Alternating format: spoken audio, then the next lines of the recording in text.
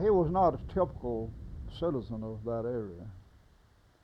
He was more of a renegade, uh, seeking an opportunity to benefit himself.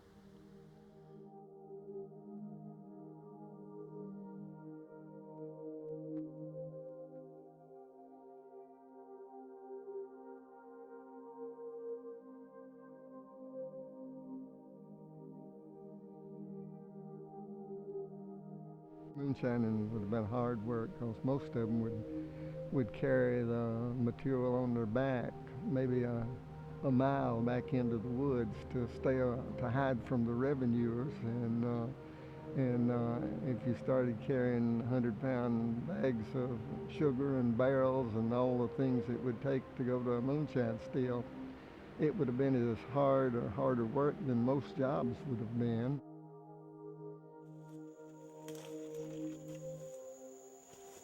See these cinders? We fired it with coal. We took coal in here in burlap bags. Back then we called them toad sacks.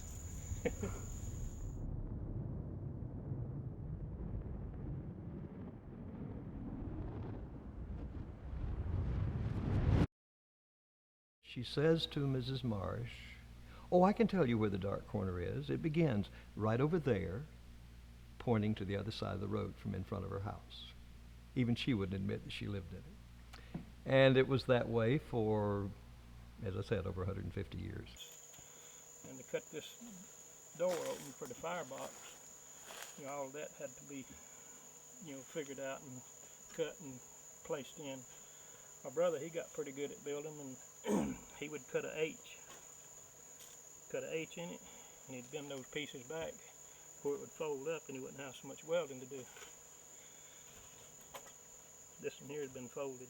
And the fact they make whiskey, and that's their primary thing, but even the preachers up there some of them had stills. It wasn't a sinful thing to drink whiskey. It might be to get drunk, but not to drink whiskey. I'd rather be in some dark hollow where the sun don't ever shine, to be in some big city in a small room with a girl on my mind. Blow your whistle, freight train.